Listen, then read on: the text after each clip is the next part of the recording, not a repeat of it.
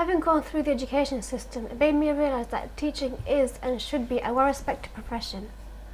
I passed my GCSEs in Gujarati and I taught the subject for 10 months. It made me realise that a lot of time and effort goes into teaching and it's a lot of hard work. Anyways, my pupil was actually my cousin as well in this class, and we built a really strong relationship. Later on, her dad told me that I should be a teacher. I thought about it for a second and I thought, who'd be a teacher? I spoke to my friend Trisha Nayi. She's a newly qualified Year 2 teacher. I sat down to catch up with her. Why do you think teachers are leaving the profession? To be fair, it's most probably because of the pressure. Like I said, it's not an ordinary 9 to 5 job. That when you come home, there's nothing to do. We've either got marking to do, we've got extra planning to do. There is something that needs to be done, and that does get in the way of social life. So it's, for example, if wives come home to their husbands, they won't be able to spend time with their husbands. Or young people, if they want to go out with their friends, they may not be able to if they want to. There's a huge amount of pressure on teachers, and sometimes some people just can't cut it and they leave the profession. Stephanie Pomfret taught me while I was at school. She left teaching a few months ago, and I asked her why she left. I was marking, I'd got home, and my son, who at that point had just turned 4, came in, and he looked and he went, "Oh, you're marking again." And I just went, right, this is ridiculous. And I've got a friend now who's doing Teach First. What does a good teacher make these days? They make the complex understandable and the mind-boggling magical. They make sense of matter and of what matters. They make eyes widen and mouths drop. She's the same age as me, she's just started. They moved her to Bournemouth, she didn't know anybody. She gets paid not enough to pay for a flat down there. She's in a very deprived school. And she is working easily 80 or 90 hours a week. I think the government really should be focusing on getting the teachers who have been out of work, out of teaching, back in, because you've got a whole pool of expertise there that, you know, and people who genuinely love the job but just couldn't keep up with the changing demands.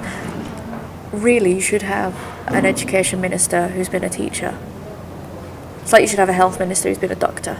Do you think teachers are unappreciated? Okay, there's two sides to this. I can't necessarily say that we as teachers are not appreciated, because there are people out there who do understand how much work a teacher has. They get it, they understand. But then again, there are also people out there who only see the front of it. They only see that teachers are teaching. They don't see the background work.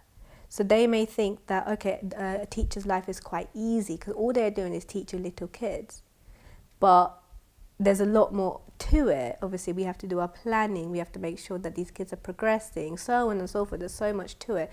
But some people may not see that bit. Whereas, and in that case, they may not appreciate the job role. And they may not appreciate it as much as somebody who knows the background work, and they know the kind of, as teachers, we do the best we can to help these kids, and people do see it and they do appreciate our work. At the end of the day, these are the kids of the community. We are helping them to grow, and people do see that, and they really do appreciate that. And people have come and told me that what I am doing is really, really good. But then again, I've also come across people who think that I've got it easy. What Trisha said reminded me of the prime of Miss Jean Brodie. All my pupils are the creme de la creme. Give me a girl at an impressionable age and she is mine for life. You girls are my vocation. If I were to receive a proposal of marriage tomorrow from the Lord Lion, King of Arms, I would decline it. I am dedicated to you in my prime. And my summer in Italy has convinced me that I am truly in my prime. I never wanted to let the kids down, and that was the thing that always bothered me was I never wanted to let the kids down, and so I always worked harder because I felt it was unfair if they were doing work that I wasn't marking it. As my dad is a father of 4, I thought I'd ask him a few questions about how the education system affected us as kids. The difference between my first child, I have 4 children, so my eldest child, say 25 years ago, I think he had, because even a smaller class, probably about 15 to 18 people, so the 18 kids in this class, he had that, even though it's still a big number, he did have that personal touch with the teacher sort of thing. And there was that special connection between the two. And I think each child did get that at the time.